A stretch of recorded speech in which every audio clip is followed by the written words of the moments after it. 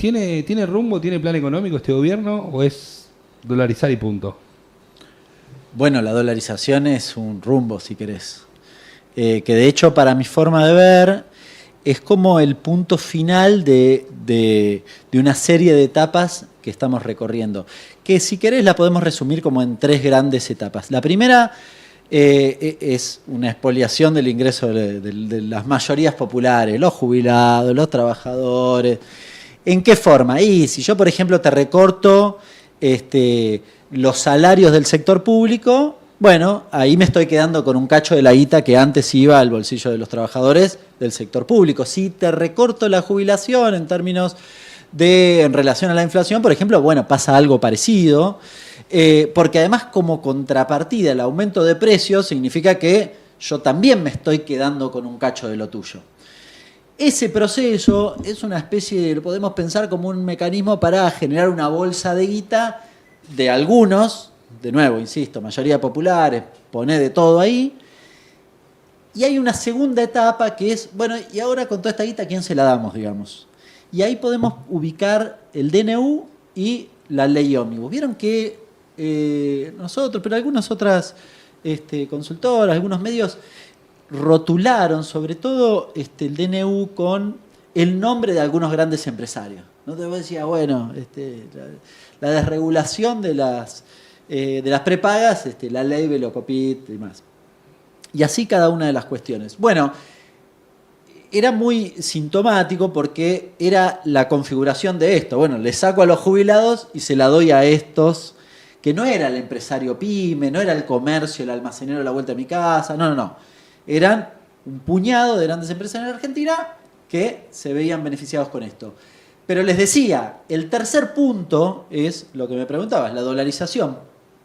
En ese contexto, ¿qué viene a hacer la dolarización? Viene a congelar esa cuestión.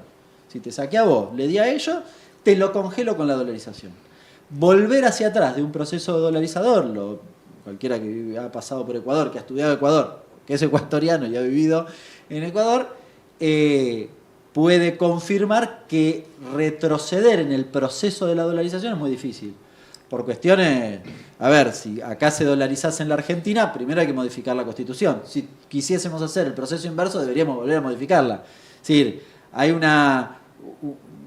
una reestructuración de la dinámica económica y de la organización de la sociedad con la dolarización que después es muy difícil retrotraer. Por eso me parece que es un proceso de etapas. Y sobre todo la última etapa, la etapa de la dolarización, no es solo resistida o discutida, si querés, desde los sectores populares, sino también, yo creo que el círculo rojo, por decirlo de algún modo, también tiene una serie de dudas. Algunos que sí, otros que no, por diversas razones, porque la dolarización, entre otras cosas, puede significar la caída del valor de sus activos, básicamente el valor de sus empresas, y eso a algunos naturalmente no les gusta, ¿no? No es que vaya a suceder efectivamente, espero que la dolarización no se concrete, pero digo, si tuviese que resumir, es esa la lógica, esas 3 etapas. A ver, claramente la dolarización de Ecuador no volvió. Eso lo sabemos, es por lo menos al momento imposible que se vuelva para atrás ese proceso. Con respecto a los empresarios, muchas veces el año pasado se estuvo divulgando cuáles eran los empresarios que venían pasando del chat del Círculo Rojo a juntarse en vivo, cuáles eran los pro dolarización. Pero hay un actor clave en esto que nombraste, que es la pyme. Por lo menos a mí me pasa como periodista que siento que no se trata de manera correcta el tema de las pymes, que son el 99% del tendido empresarial, ¿no? O sea, lo más importante de mi punto de vista. Y no se han generado grandes políticas. Aunque pertenezcan al sector exportador o estas grandes empresas, ¿por qué crees que igual hay gente que está a favor de la dolarización si objetivamente nosotros necesitamos pymes en Argentina? La gente suelta, decís. No, grupos de empresarios. Porque vos dijiste, a algunos les cae el valor. Sí. Algunos piensan que los puede favorecer. Sí. Pero nosotros necesitaríamos más pymes que empresas grandes. Sí. O que a las pymes les vaya mejor. Sí. ¿Cuál es el motivo para que alguien esté a favor de la dolarización? Bueno, a ver, si pensémoslo así. Hay un sector de la sociedad y dentro de ese sector está el empresariado más grande, trazo grueso, que le interesa que la inflación sea relativamente baja y que sus ingresos además puedan convertirse a dólares de manera inmediata, ¿no? Entonces, y aquel que cree que su destino en términos de flujo, sobre todo cuando digo de flujo, supongamos que yo tengo un laburo y que pasó un poco en la campaña electoral. Yo tengo un laburo y gano, no sé, 500.000 pesos. Y creo que voy a ganar lo mismo en dólares. Fantástico. Si la dolarización es eso, claro, ¿por qué no voy a firmar? Creo que hay una parte de la sociedad que creyó eso. Creo, además, que hay algunos sectores, volviendo a la pregunta, de los empresarios, digamos, más encumbrados en términos económicos de nuestro país, que también ven el negocio no solo en la dolarización, sino en los negocios que puedan hacer con el Estado, porque la mayoría de estos también ha ocupado o ha puesto CEOs en el Ejecutivo Nacional. Entonces están pensando en varias dimensiones. Pero bueno, en general, aquel que cree que su stock de capital, el valor de sus acciones, el valor de su ahorro, puede mantenerse en el tiempo en dólares, bueno, quizás es proclive o está interesado en un esquema dolarizador que le genere ingreso y flujo y que por lo tanto pueda acumular su patrimonio en dólares. Si lo pienso desde la buena leche, a ver, voy a tratar de ser un poco, correrme de la cuestión de lo que puede significar en términos de ingresos para el conjunto de los argentinos, porque la dolarización significa pulverizar tu ahorro y tu ingreso. Ahora, supongamos que eso no sucediera por alguna razón no sé, esotérica, y vos pudieses mantener tu ingreso y tu stock en dólares. Fantástico. ¿Quiénes estaría en desacuerdo en que la Argentina no tuviera inflación, por ejemplo? ¿No? Entonces, me parece que detrás, con esto que estoy sobrevolando, detrás de la cuestión de pensar en resolver uno de los problemas que complica la vida de los argentinos, que es la inflación, bueno, algunos entregan básicamente todo. Digo entregan todo porque la dolarización, para la pyme, por ejemplo, y muchas pymes deben estar de acuerdo, pero para las pymes es la debacle absoluta. Es la debacle absoluta. Por una razón, la dolarización implica dos momentos. Un primer momento, que es el que vivimos nosotros hoy aquí, que es la pulverización del ingreso. Por una cuestión. Vieron que Milei dice hay que resolver los pasivos del Banco Central. ¿Qué es lo pasivo del Banco Central? Bueno, los pasivos son la guita que nosotros tenemos, lo que se llama base monetaria, la guita que tenemos acá, supongamos, y además nuestro ahorro, el plazo fijo, por ejemplo, ¿no? Entonces, todo eso lo tengo que reemplazar por dólares. Si vale menos en términos de dólares, es más fácil reemplazarlos. Esta es la cuestión. Por eso hay que pulverizar el nivel de ingreso o el de ahorro. Otra alternativa es que yo te haga una especie de catenacho y no te deje usar los pesos para comprar dólares. Por ejemplo, el BOPREAL o el Plan Bonex, no digo que sean lo mismo, pero la lógica final es la misma. Yo te agarro los pesos para que vos no me demandes dólares hoy, me los demandes en el futuro. Bueno, vemos. Entonces, es un mecanismo que ayuda al proceso de dolarización. Ahora, hay una segunda etapa en esa dolarización, que es cuando yo estoy digamos, tengo una economía en dólares, si tengo que, supongamos que Brasil devalúa, ¿qué hago yo para mantener la competitividad con Brasil? No puedo hacer nada. Al contrario, voy a la inversa del ciclo, porque si Brasil devalúa es porque está apreciando Estados Unidos y yo sigo la suerte de Estados Unidos porque estoy dolarizado. Con lo cual, solo ajusto por cantidad. Ajusto por cantidad significa no le puedo vender a Brasil. Entonces la pyme se va al tacho, ¿no? Esa es la segunda etapa.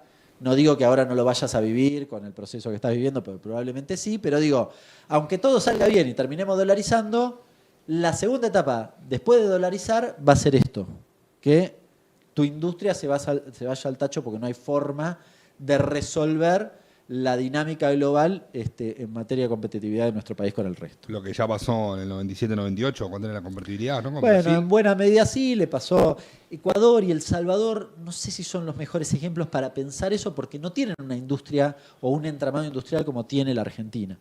Pero sí, en el caso de la Argentina, la convertibilidad te hacía eso, te apreciaba todo el tiempo. Entonces, vos para mantener el 1 a 1 perdías competitividad todo el tiempo. Entonces dejaba de exportar cada vez menos y todo lo que venía de afuera venía cada vez más caro. Compa, ¿sí usted? Cuando estuvo Blinken acá hace muy poquito en la conferencia de prensa que dio con Diana Mondino, le preguntaron qué opina Blinken de la dolarización y él, con mucha cintura política, por supuesto, dijo, bueno, es un tema que tiene que discutir la Argentina y todo el tiempo se está diciendo, Estados Unidos no mira con buenos ojos que Argentina tome este mundo. ¿Eso es tan así? ¿Qué pasa en ese vínculo con otros países, sobre todo con Estados Unidos? Es una buena pregunta. En el plano especulativo la puedo responder porque no hay precisiones. Da la impresión que para los Estados Unidos, ¿cuál sería el negocio que nosotros dolaricemos, digamos? ¿Cuál es el beneficio? Medio que no, me da la impresión que ese proceso puede... ¿Qué le interesa en todo caso a los Estados Unidos? Que nosotros paguemos la deuda, por ejemplo, ¿no? Entonces, para pagar la deuda les interesa mucho el ajuste y festejan el ajuste de la Argentina, pero no necesariamente que nosotros tengamos que dolarizar y que nuestra economía funcione en dólares. Tampoco vieron que es una respuesta rotunda de no. No. Porque, bueno, qué sé yo, me da la impresión que en términos más políticos los tipos tal vez piensan, dice, bueno, si después la cosa sale mal nos van a echar la culpa a nosotros porque dolarizaron. Y entonces, como usan los dólares, van a decir, culpa de Estados Unidos que hizo tal cosa. Y tal vez tienen interés en que eso no suceda, pero estoy especulando, no le veo, si me paro digamos, en la lógica de Estados Unidos, no sé cuál sería el negocio que se dolarice, ¿no? Con lo cual no los veo muy proclives. Sí a que vos hagas un ajuste, porque el ajuste, en principio, y muy entrecomillados, es la garantía del pago de la deuda. Lo digo entrecomillado porque la verdad que la historia de nuestro país indica que cuando vos haces ajuste, cada vez es más difícil pagar la deuda. En cambio, cuando vos te corres de la lógica ortodoxa, generás más margen de acción del pago de deuda. Es decir, entre 2003 y 2015 pagaste deuda. Y en cambio, entre 2016 y 2019 te complicaba la deuda, incrementaste la deuda. Entonces, seguir la receta de la ortodoxia en general no es un buen camino si vos querés generar repago de tu deuda. Vayamos a explicárselo al Fondo Monetario y a Estados Unidos, ¿no? Pero bueno, digamos, mi mirada poco heterodoxa. ¿Dani? Estaba pensando, Hernán, está el ministro Caputo en Estados Unidos o llegando, ¿no? Empieza hoy creo que empezaba un encuentro del BID. ¿Cómo lo reciben? ¿Lo conocen mucho en Estados Unidos? Me acuerdo de la frase del Messi de las finanzas que dijo Mauricio Macri, que un poco lo marcó acá en la Argentina. ¿Cómo es visto hoy? Nuevamente ministro de un gobierno nacional en un esquema y con un presidente totalmente disruptivo. No he viajado con él, pero... a ver, dos cuestiones me parece. La primera tiene que ver con la persona de Caputo en particular, que en general lo que suele circular es que Caputo no es muy bien visto porque cuando él era... ministro de Economía acá, ministro de Finanzas, no me acuerdo, se me confunden un poco los periodos, pero cuando era ministro de Finanzas, si no me equivoco, él es el que incumple el pedido principal del Fondo Monetario Internacional, que le dice, che, no intervengas con los dólares en el mercado. Y en la corrida del 18, creo que fue, él se sale a intervenir. Entonces, el Fondo Monetario le bajó el pulgar y de hecho se lo carga, digamos, ¿no? Lo llama Macri y le dice, che, este muñeco no tiene que estar más, y vuela Caputo. Con lo cual, sobrevuela esa cuestión de Caputo, si querés, dentro de la mirada del fondo, y el fondo tiene influencia sobre algunos agentes económicos internacionales, sobre todo norteamericanos. Ahora, hay una segunda mirada que esto uno lo tiene menos claro, que el gobierno repite constantemente y lo dice el propio Caputo, que es supuestamente todos los agentes económicos internacionales y bla, bla, bla. Hago lío con el micrófono, usted diga. Pero ¿qué dicen? Dicen que... Tranqui, nervioso. ¿Se desconcentra? Dicen que supuestamente están todos enamorados de Milei. Todos enamorados de Milei, entonces todo fantástico y bla, bla, bla. Y dice Caputo que cuando va, por ejemplo, a un encuentro de este tipo, todos se le acercan y dicen, ay, Milei, Milei, Milei. A lo Trump, digamos, que va y lo abraza. Sí. Yo he constatado que Milei ha logrado instalarse en el debate, digamos, como, iba a decir una referencia, no creo como una referencia, pero sí un tipo al que miran por lo excéntrico. Ujú. Por el personaje, digamos. Cuento una anécdota Sí, claro. medio boluda, pero me pasó recientemente. Acabo de llegar de la India, me mandó el canal América, la embajada organizaba un viaje para algunos periodistas para que conozcamos. Básicamente fuimos 2 de la Argentina. Bueno, uno de los últimos días estaba en un lugar muy apartado, debe estar a como 1500 kilómetros de Nueva Delhi, se llama Jaisalmer, y me cruzo con un filipino. ¿Por qué me pregunta el filipino Javier en ese Milei. lugar? Por Javier Milei. Increíble. Y digo, Claro, pucha, evidentemente el personaje ha logrado instalarse. Y yo, ¿No te preguntó por Messi ni por No. Maradona No. antes? ¿Directo No. Javier Milei? sí. Mirá. El filipino sí, en general los indios no, me preguntaban más bien por Messi. Pero me llamó la atención porque el tipo, nada, sí, un random, en el ¿Cómo culo del llegó mundo. a dar vuelta al... Sí. Preguntándome, ustedes tienen un presidente. Y me lo dijo también en ese mismo viaje. Un día me tomo un taxi y lo comparto con un austríaco que había ido a un casamiento en Nueva Delhi. No, en Indore, en una ciudad un poco más al sur. Y cuando vamos en el taxi, también me preguntó por Milei, Mirá. el austríaco. Y yo no me acordaba el No nombre sabías del que- presidente, le quise retrucar, Sí. pero no me acordaba cómo se llamaba. Ahora, en ese sentido, tiene razón Milei cuando dice la cantidad de reproducciones, de likes, ¿no? Cuando él contabiliza lo de las redes sociales, el alcance que logra tener a nivel Argentina y el mundo. Eso después no se traduce en que algo masivo sea necesariamente bueno, ¿no? Para mí el ejemplo es la persona que enamora. Yo no tengo duda que enamore, aunque nos cueste reconocerlo, porque por ahí estamos políticamente, económicamente, en otros sectores, digamos, de la sociedad.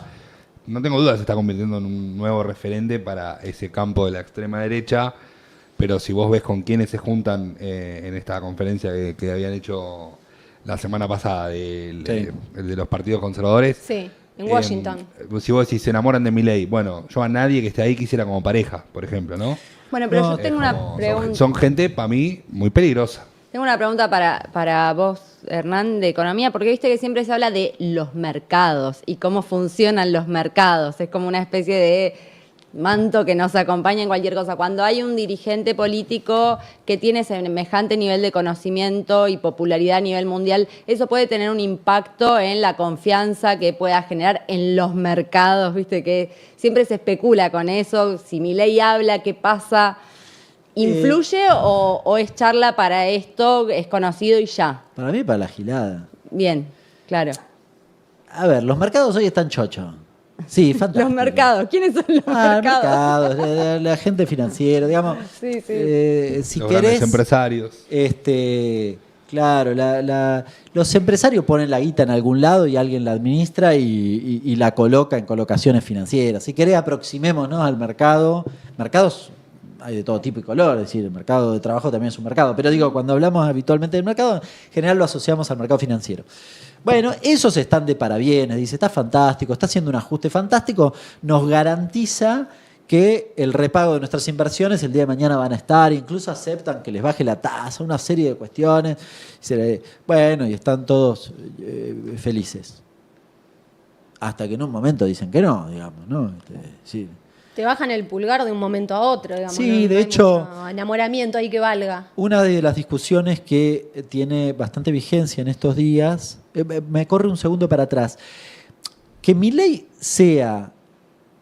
haya ocupado ese lugar en la discusión global, esto no significa ni que nos vaya bien a nosotros. Es decir, el filipino no me dijo, che, pero el loco está preocupado por la cuestión social, no.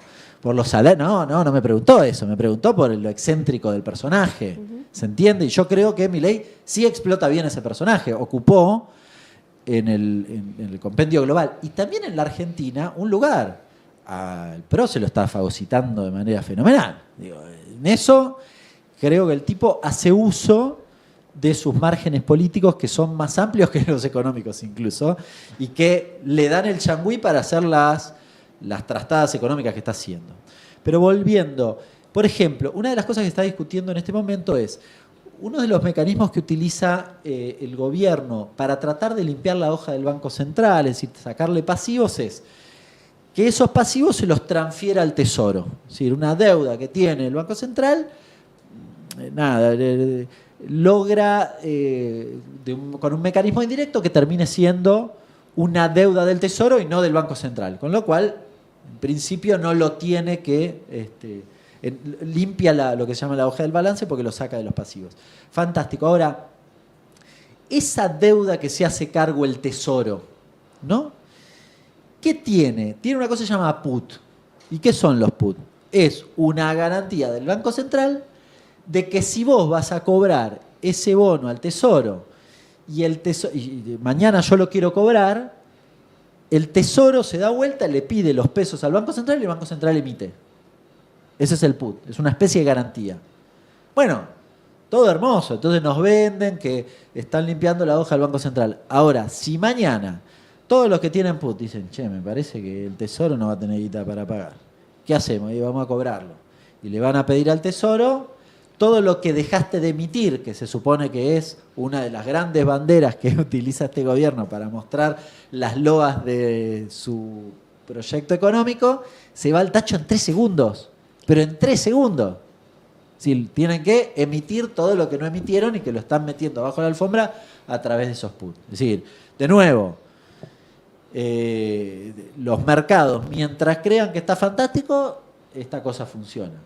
Si la cosa ven que empiezan a olfatear. ¿Se acuerdan cuando con Macri el inicio del 2017 es una fiesta fenomenal? Las acciones volaban. Yo me acuerdo que las acciones de prácticamente cualquier empresa valían 5 veces lo que habían valido 3 años antes. 5 veces en dólares estoy hablando. Tremendo. Una burbuja, fantástico.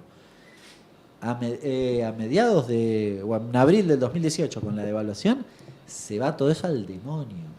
Hace así y se cae como si fuera un tobogán. Bueno, Ahí los mercados dijeron, chicos, esto no da para más. Ahí estábamos todavía en tiempos del segundo semestre, los brotes verdes, todas esas frases que se repetían, que por ahí ahora se dicen con esas mismas frases, con otras palabras.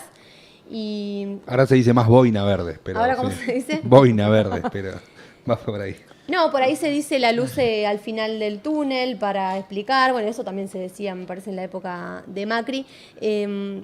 Lo que cuesta de entender, y yo se lo he preguntado a varios integrantes de la Libertad Avanza del gobierno, y a mí por lo menos no me queda claro, se lo he preguntado en conferencias de prensa, es de qué manera el superávit, esto que se anuncia, ordenar la macro, que las cuentas nos den, que el Excel esté prolijo, que está buenísimo, porque vos en tu casa, si te dan las cuentas, decís, bueno, me va a ir bien. Ahora, no significa que vos después, a la hora de repartir la plata que tenés, le des, por ejemplo, la misma plata para ir al kiosco a tus hijos. ¿No? Le podés dar a uno más plata, al otro le podés dar menos que no le alcanza. Digo, hay algo que no puede pasar. Eso no va, se entiende el que ejemplo. cierre la lógica macroeconómica de este gobierno con que nos vaya bien. Las dos cosas no pueden funcionar. Es sencillo, es imposible que funcione. ¿Por qué? Porque básicamente la política de este gobierno es erosionar el salario para dolarizar. La licuadora que dice Milei. La licuadora. Sí, que además la licuadora, ya sabemos, no era para la casta, toda esta cosa, ¿no? Era para todos nosotros, los trabajadores, los jubilados, bla, bla, bla. Bueno, sí, si vos tenés que licuar porque ese es tu objetivo, porque tenés que dolarizar, ¿cómo hago para que me vaya bien? ¿Se entiende? Es decir, el éxito de la política de Milei es que no puede ir de la mano de que nos vaya bien a nosotros. De hecho, él mismo lo reconoce y dice, bueno, te va a ir mejor, te va a ir bien o te va a empezar a ir bien, en todo caso después de que dolarice. Con grandes signos de interrogación. Yo creo que es imposible que eso también suceda, por un poco lo que decía antes. Pero hasta ese momento, olvídate, tachá la doble. No puede pasar. No puede pasar. Sí, puede bajar la inflación. ¿El éxito cuál es en lo inmediato? ¿Cuál es el gol que puede mostrar Milei? Bueno, que desarme las restricciones cambiarias, que desarme el cepo, porque baja la inflación, te clava una nueva devaluación, nadie tiene un mango y entonces nos vamos a comprar dólares. Bueno, no sé, ¿eso es la solución? A mí me parece un poco raro, pero es así como lo han planteado, ¿eh? No estoy exagerando en nada. Y en este rumbo que describís, pongámosle que le va bien al gobierno de Milei en términos de las metas que ellos se ponen, que cada paso que dan se cumple y consiguen su objetivo. ¿Cuál es, si podemos pensar, cuál es el país más parecido que podríamos imaginarnos que puede llegar a ser la Argentina, pensando, digo, que todo lo que ellos quieren hacer salga como ellos quieren? Nigeria. País, sí, está bien, es un país mucho más pobre en términos de ingreso general y para mí segmentado además, sí, con un sector que tal vez tiene empleos en sectores más dinámicos y entonces logra no solo mantener el empleo, que es una discusión que vamos a tener, si me invitan dentro de 2 meses vamos a discutir eso, no solo que mantenga su empleo, sino incluso su nivel salarial en términos reales, ¿no? Y entonces va a decir, bueno, yo estoy como en los últimos años, en alguna parte de la década de los 90. Yo estoy bien, tengo mi ingreso en dólares relativamente se mantuvo, puedo comprar dólares, me puedo ir a Brasil más o menos tranquilo. Y después un 70% de la población, si no me quedo corto, con serias limitaciones en materia de ingresos, ¿no? Entonces vamos a ese esquema. Y en términos de entramado industrial, comercial y demás, con empresas grandes, pocas, y con muchas empresas chiquititas que si no quiebran le pegan el travesaño. Sí, ya muchas empresas en este momento están muy, pero muy complicadas. Nombraste ahí empleo. Hay algo que a mí siempre me llama la atención, visión absolutamente personal de la política, en la lógica de que este gobierno ve todo como una planilla de Excel, lo ve todo en exceso teórico, no entiende nunca la perspectiva social de las cosas, ni de la comida, ni del empleo, ni de las distintas actividades que componen todo un entramado social. Pero cuando hablamos de trabajo, yo siento que la política en general, no quiero decir mundial porque no me pagan por ser analista, pero lo noto como una corriente mundial, no entiende el mundo moderno ni del empleo, ni de la generación de empleo, ni lo relacionado al cooperativismo y cómo las personas se generan sus propios puestos de trabajo. Y que en eso yo siento que, sin importar qué gobierno, va a fracasar porque todos los grandes políticos tienen la misma propuesta, que es generar empleos. Y ya los privados no pueden ni quieren generar la cantidad de empleos que necesita el mundo, o argentino. Decimos, bueno, necesito 6 millones de empleos. No existe que el mundo privado vaya a generar esos empleos. Este gobierno u otro no tiene políticas para incentivar o articular mejor al mundo informal, a la economía popular, al cooperativismo. ¿Vos cómo ves la problemática del empleo y la generación de empleo? Tengo matices ahí contigo. Bienvenidos sean. No, a ver, no me corro de la política de este gobierno, que es claramente precarizadora en materia de empleo, ¿no? Es decir, la lógica de mi ley es las leyes del mercado. Y a ver, en la teoría económica, una parte de la biblioteca dice que no existe el desempleo, porque en realidad, si yo no trabajo es porque no quiero, para ese salario que me ofrecen, ¿no? Entonces, esta es un poco la lógica que tiene en la cabeza Milei. Es decir, si yo te ofrezco un laburo y vos no querés y no te alcanza, supongamos, en realidad es un problema de tu decisión. ¿Vieron que habla? Dice. Sí, el que se quiere morir de hambre se muere de hambre. Hizo una reivindicación de los monopolios. Creo que es el único presidente a nivel global que reivindica los monopolios. Y llegó a decir una burrada fenomenal, que justificó los monopolios porque él dijo, yo soy un monopolio, sobre mi ley yo soy un monopolio. Y sí, ¿qué tiene que ver? No aplica. O sea, ahora, ¿no es medio contradictorio justificarlo? Porque si el mercado regula y solamente hay una empresa, hay un monopolio en un sector... Es que él dice que el mercado no tiene fallas. No, ahí no se regula. El mercado no tiene fallas, no, porque en realidad él sostiene que porque la ganancia que puede tener esa empresa X se reinvierte y con lo cual salda de alguna manera la dinámica De ser la única. Sí, de ser la única. Hace bastante agua en eso, pero lo dice así porque critica también a buena parte de la ortodoxia. El que escribe sobre los mercados de competencia perfecta se llama Marshall. Y Marshall dice, no puede haber en un mercado de competencia perfecta pocos oferentes o demandantes de tal manera que influyan suficientemente sobre el precio. Y Milei discutió eso. De hecho, les dijo que básicamente eran casi marxistas, Marshall y compañía. Es decir, casi a los clásicos. Pero bueno, me perdí a dónde iba. No, vos preguntabas sobre la generación de empleo. No, una postilla también sobre esto. Yo creo que la discusión de la reivindicación del monopolio que hace Milei es porque pretende darle un marco teórico a su ex jefe. Uno siempre vuelve ¡Qué a los monopólico! lugares.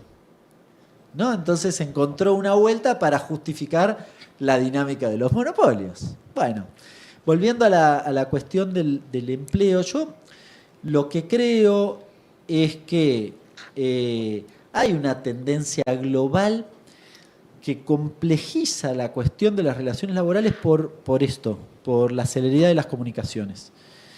Que abre el panorama a una serie de empleos en general precarizados, en general los empleos de plataformas y todo este tipo de cuestiones. La uberización, digamos. Sí, si querés, la uberización, pero que además en la lógica de la organización del trabajo, que es una cosa que se mide bastante poco, también la acelera y la complejiza. Por ejemplo, hace 20 años atrás vos tenías un horario de trabajo y a las 9 de la noche nadie te escribía por WhatsApp a preguntarte un dato.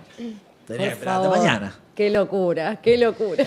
Y se pudo haber resistido mucho el mundo sindical, el mercado de trabajo, todo lo que quieras, pero eso se logró instalar. Bueno, eso es esto, ¿no? Entonces, y ahí me parece que, primero, la Argentina está un par de pasos atrás en esa discusión, en el sentido de que nosotros seguimos en un contexto donde los modelos político-económicos son de exclusión o de inclusión. Son un trazo grueso, diría. Es decir, viene Macri y expulsa a trabajadores. 150.000 puestos de trabajo perdieron el trabajo registrado con Macri. Es una barbaridad. Hoy escuchás y dicen, no, porque el mercado de trabajo expulsa hace 10 años. No, maestro, no me hagas esa. Estamos en el mismo valor que hace 10 años atrás. No, pará, porque hizo así, así y así. No es lo mismo. Y seguimos discutiendo eso. ¿Cómo generamos puestos de trabajo y ahora viene un gobierno que le dije, no, ustedes son benefactores sociales. Si quieren despedir no hay ningún problema, porque son benefactores. Está bien que lo hagan. ¿No? Entonces volvemos otra vez para atrás, el juego de la boca, ¿no? Volvemos otra vez para atrás y todo el tiempo estamos discutiendo ese trazo grueso, que creo que es primordial, ¿no? Ahora, en paralelo va avanzando este proceso de celeridad en los cambios de lo que tiene que ver con la dinámica de la producción, el trabajo y demás. Y en eso me parece que hay que ser inteligentes. Digo, yo creo que hay algunos gremios que se resisten, otros gremios que lo combaten, hay algunos gremios que intentan acompañar lo que se llama avance tecnológico. Yo creo que hay que, digamos, asumir esta última postura, acompañar el avance tecnológico. Creo que hay muchas cosas para hacer en términos de mercado de trabajo. El problema es que cuando se corre el Estado, la tendencia de las empresas más grandes, sobre todo, es a expulsar, a sobreexplotar al trabajador. Entonces ahí hay margen para mí para trabajar si tenés un Estado que tiene un compromiso con esa cuestión. Yo, en la gestión, por ejemplo, en el segundo gobierno de Cristina, hubo buenas políticas que no terminaron de concretarse, porque finalmente después ganó Macri, pero que tendían a abordar una de las problemáticas del trabajo no registrado, ¿no? Por ejemplo, uno de los sectores que tenés mucho trabajo no registrado es el sector agropecuario. Entonces, ¿qué pasaba? Y me tocó ser parte de discusiones importantes en ese aspecto. Venía, los productores del Alto Valle, que decían, che, tuvimos la lluvia, lo que sea, qué sé yo, y nos bajó el precio de la uva y tenemos un quilombo, en Mendoza, o el caso de las manzanas y las peras en el Alto Valle. Entonces digo, bueno, está bien, el Estado se va a hacer cargo por la helada, lo que sea, te van a poner guita, listo. Pero vos me tenés que regularizar los trabajadores. Y si no, no firmamos nada. Claro. ¿No? Es decir, hay una política concreta para el mercado de trabajo que tuvo efectos concretos. Con las trabajadoras de casas particulares Exacto. también hubo una política similar. Varias políticas, ¿no? Sí. Desde que fuera muy económico la contratación y registración hasta las últimas de te reconozco un año no me acuerdo, de aportes o todo lo que tenía que ver con el reconocimiento de los hijos para la regularización también y demás. Bueno, hay muchas cosas para mi forma de ver para hacer en ese aspecto. Esto no significa que no vaya en complementariedad con algunos aspectos de la realidad del mercado de trabajo, que es que, al menos en esta etapa, no sé, todo lo que tiene que ver con cooperativas, bueno, hay mucha gente que en lo que podríamos denominar la economía no informal, popular, con nuevos niveles de organización y demás, que en general la lógica del mercado de trabajo tradicional no las reconoce y que podrías avanzar. De hecho, el gobierno de Alberto Fernández intentó en un momento, se hablaba mucho de la economía popular, de qué manera integrar, o esto que vos decías, como reconocer y quizás pensar algunas políticas diferentes, pero después en la práctica me parece que no, ese sector laboral... Se le presentaron muchas propuestas, Alberto. No se llevó ninguna a cabo, pero no que se le avanzó. presentaron propuestas me consta, digamos. Después los gobiernos lo que priorizan o no es otra cosa. Desde el reconocimiento de las trabajadoras de comedores hasta planes que presentan todo el tiempo los movimientos sociales, que por ahí hoy como todos lo ven como enemigos, pero todo el tiempo están tratando de generar cosas. A lo que Yo voy lo es que que, creo, me parece que hubo intentos y propuestas, lo que vos decís, que le acercaban ideas para resolverlo, pero después se vio muy fuerte en la calle. Por ejemplo, me acuerdo de cubrir caravanas de Milei, por ejemplo, en la campaña, y esto de que lo acompañaran muchos trabajadores de aplicaciones, Sí, recontra. que en la pandemia habían sido protagonistas de los reclamos porque estaban en la calle todo el tiempo y se veía la cantidad de inconvenientes que tenían para poder afrontar lo que le implicaba estar en la aplicación. Después terminaron apoyando a Milei. Hoy quizás no sé si lo siguen apoyando o no, digo, pero hubo ahí como una idea de un intento de ese trabajador de decir, ay, a ver si esto nuevo me da alguna solución, me reconoce o me ve, aunque sea, que quizás ahora no se traduce en nada, no lo sé, pero hubo ahí un intento. Ahora no pueden aspirar a nada. Yo igual, ahí creo que se atraviesa también un análisis un poco más sociológico, que me queda grande, porque digo, ¿por qué un trabajador precarizado cree que la lógica libertaria le puede resolver su problema de precarización? Pero quizás porque antes no se le resolvió tampoco. No, está bien, pero Por eso esto está de- bárbaro. por esto de apostar Sí, a lo que nuevo. sea precarizado, lo que yo digo es, su precarización, ¿a qué aspira? ¿A regularizar su situación? ¿Y a tener un trabajo de mayor calidad? A mejorarlo, sí. Perfecto. ¿Cómo se lo haría la lógica libertaria? Si la lógica libertaria le va a dar más poder a Rappi para que lo explote más, no menos. Esto sí es una gran contradicción, que creo que desde la lógica de los derechos, que quizás uno es la que le atraviesa su cabeza, no tiene respuesta. Tiene respuesta en otras cuestiones. Es decir, me da la impresión que esa persona está muy enojada con su situación cotidiana y elige una persona que le propone patear el tablero y hacer mierda todo. Pero no que le resuelva su problema, digamos. Me da la impresión que ahí hay como una disociación. Su enojo tal vez justificado, Digo, puede ser. Yo tengo una pregunta siguiendo el gran tema empleo, que hoy un poco NASA hablaba de la generación del empleo privado, y traigo acá conversaciones que tengo en distintos sectores, más allá de la narrativa política sobre lo que significa el empleado público, que hoy parece que ya hace años se viene construyendo, que el empleado estatal es como casi lo peor que le puede pasar al país, digo, donde entran todos, desde maestras, policías, administrativos, pero sí me gustaría tener tu mirada sobre esto en términos económicos. A mí me pasa todo el tiempo de estar en conversaciones con gente de otras provincias que me traen como argumento, mirá Giselle, acá el 90% de este lugar son empleados de la... No hay país viable. Digo, eso es algo que se repite mucho en conversaciones del día a día.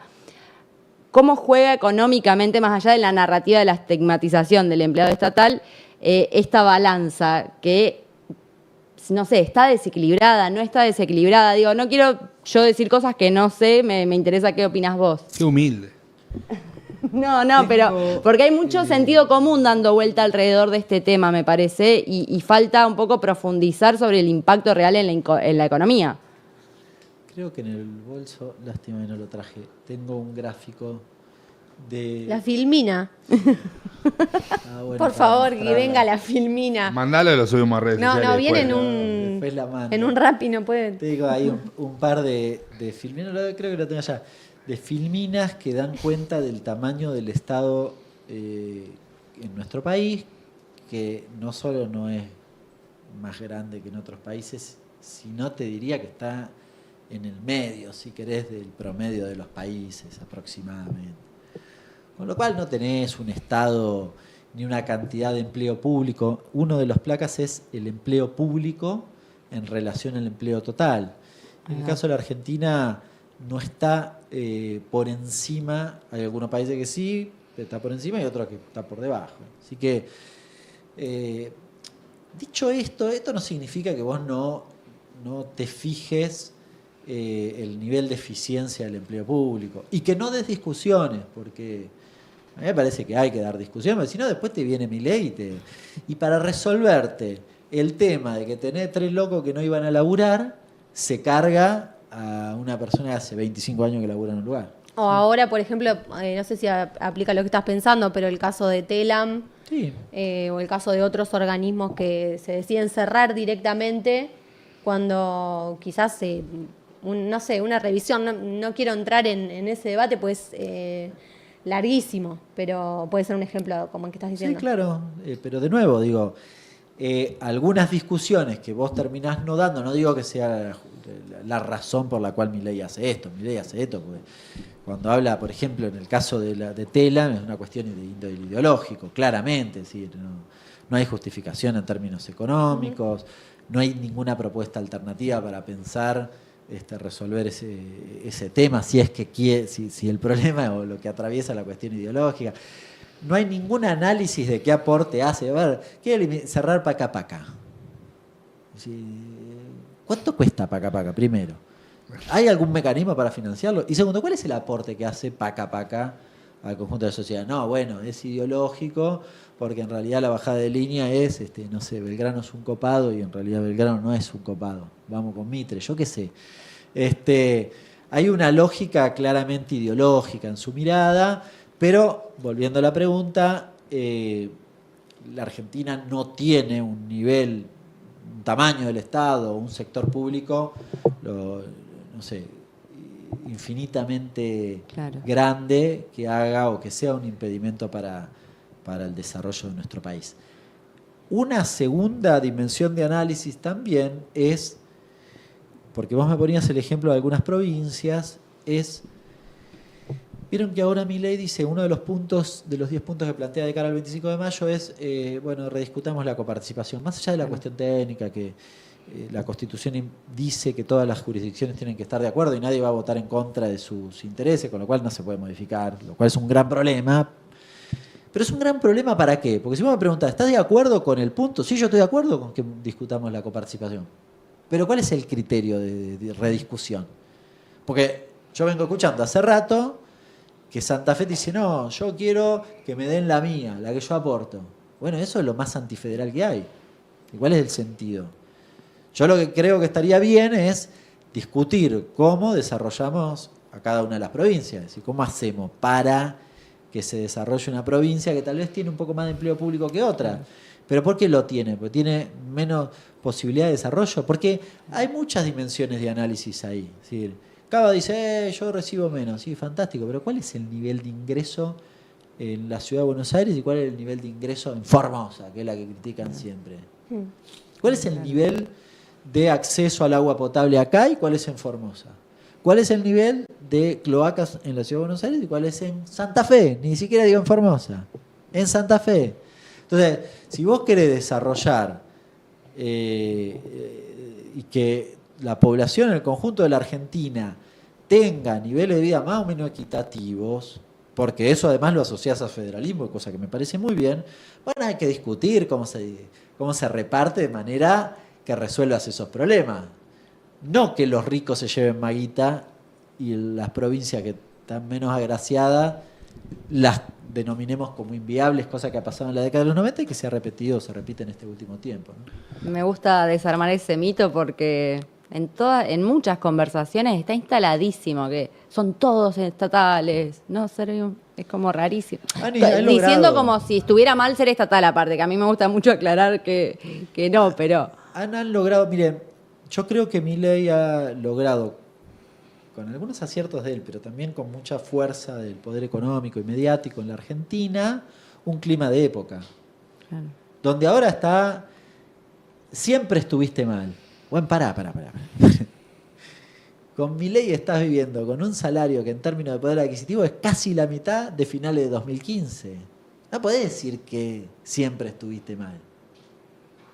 Pero bueno, han logrado instalar eso, ¿no?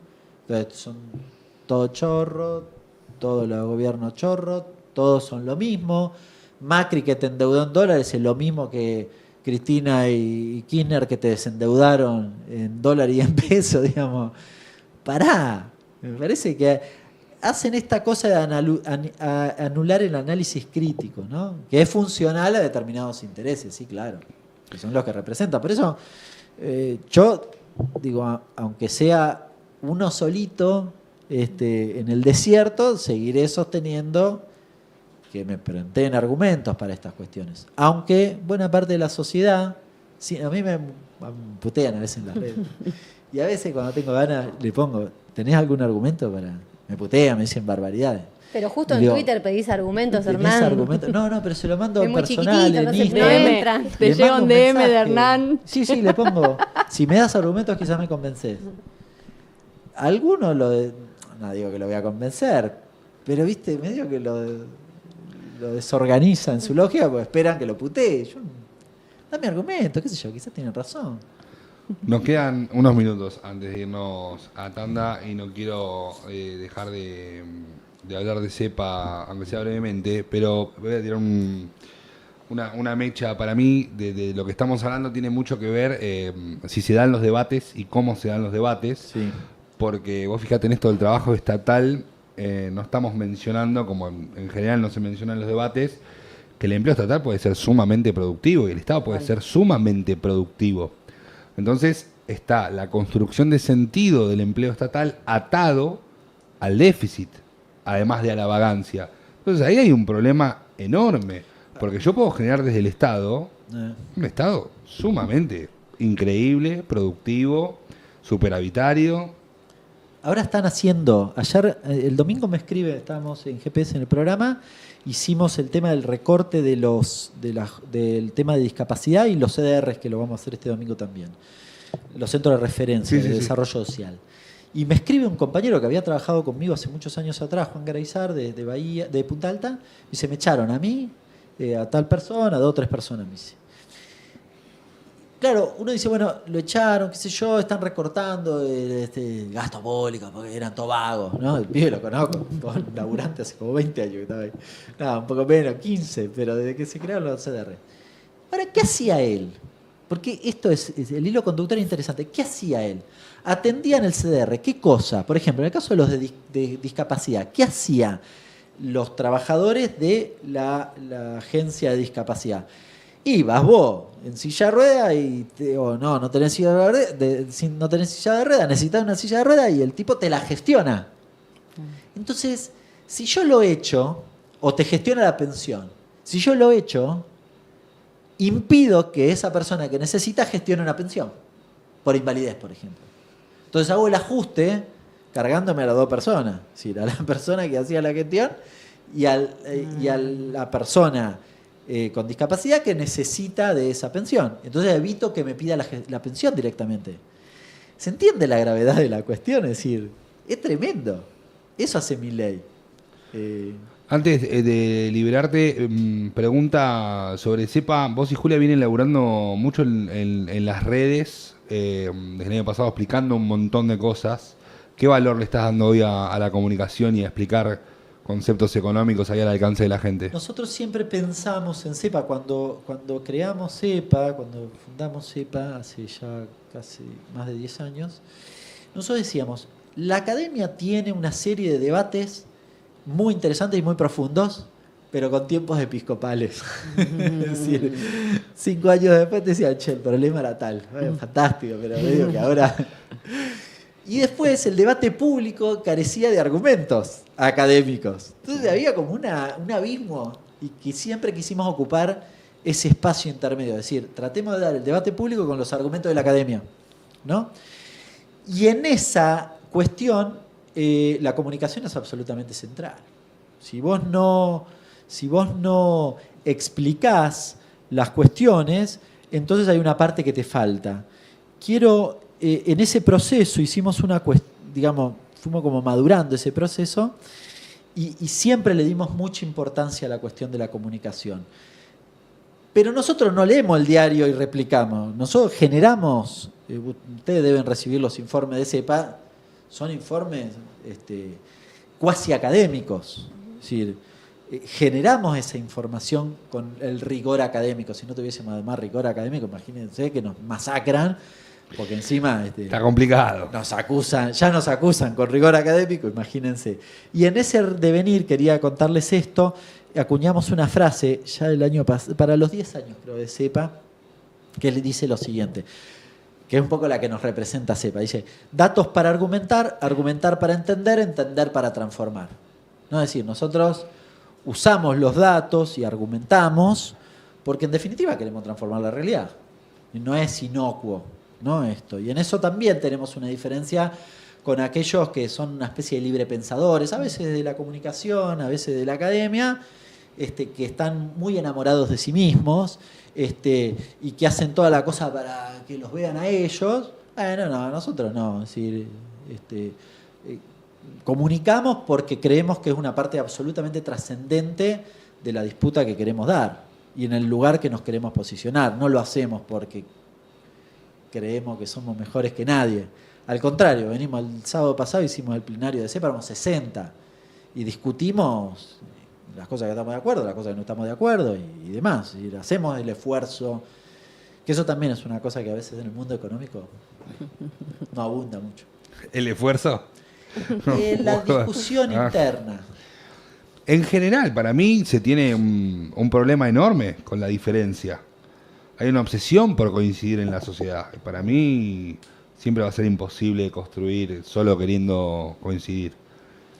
Bueno, nosotros nos matamos un poco en los debates internamente. Bueno, mientras haya respeto es lo más sano que puede haber igual. Sí, no, y hacemos, pero además de eso, hacemos un segundo esfuerzo que es tratar de ponernos de acuerdo. Sí, construir algunos consensos. Lo que quieras vos para cerrar. No, les agradezco por la invitación. Por favor. Me hicieron hablar mucho. Y básicamente te estoy echando porque siento que una hora ya está bien, porque si querés igual te podés quedar. Que se quede. Que ahora tenemos que hablar de otras del cosas. pacto Me acaban fiscal. de mandar un mensaje que dice algo así como: Te espero con comida. ¿venís a comer? Claro. Fenómeno. Y Dejá de entonces, hablar de como economía que o comer. Debería cumplir con esa obligación, que es muy... la hago con mucha alegría. No, agradecerles en serio. Me gusta esto, me sentí muy cómodo, me gusta el debate, la dinámica, espero no haber sido aburrido. Yo tratamos desde el mundo de la economía de hacerla llevadera. Yo hoy vine, les quiero confesar Por favor. Pequeña confesión. Cuando llegué, vieron que tal vez tenía un poco de cara de culo.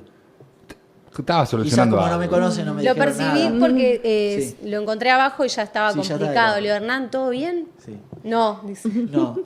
No, porque el lunes tengo que concursar una materia muy aburrida que es contabilidad. Yo en realidad de carrera original, estudié contabilidad.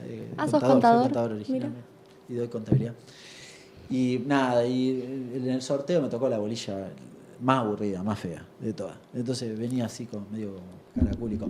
Pero todo esto venía a cuento de que doy contabilidad y hago un gran esfuerzo para que la contabilidad sea divertida. ¿Saben? Eso es el mayor desafío de la historia. Porque la economía tiene algunas cosas. La contabilidad es un embole. No, pero un día te vamos a llamar si hay consenso. ¿Lo vas a explotar No, laboralmente impuestos. O sea, yo tuve un momento muy obsesionada por aprender un poco sobre impuestos y ustedes los contadores son los que nos pueden. Me gusta, Dale. ese es un capítulo bastante interesante. Si no vamos a liquidar acá impuestos, hablamos. No hay No. nada que liquidar acá. Líquida se le pedía ayuda Liquidar a nadie. para pagarles un tributo en vivo. Está resuelto el tema de contador acá, por suerte. Bien, Hernán, mil gracias por haber venido. Un placer. Que sigan dando el debate, que sigan haciendo mucho contenido, que es muy necesario, sobre todo de manera pedagógica y con lenguaje claro, que es lo que más necesita la sociedad. Eso ya lo digo yo como perteneciendo a la sociedad, no conduciendo este programa. En todos los rubros necesitamos que la gente salga de las academias, que baje con las personas y que debatamos de otra manera. Así que muy importante y gracias por eso. Meteme tanda, maestro, unos minutos y ya, y ya volvemos, que vamos a hablar con un colega de Telam de Santiago del Estero, porque nos interesa contar cómo es Telam en las provincias, más allá de cómo es Telam en la ciudad de Buenos Aires, que ya todo el mundo sabe lo que pasa en la ciudad. Vamos a hablar con las provincias.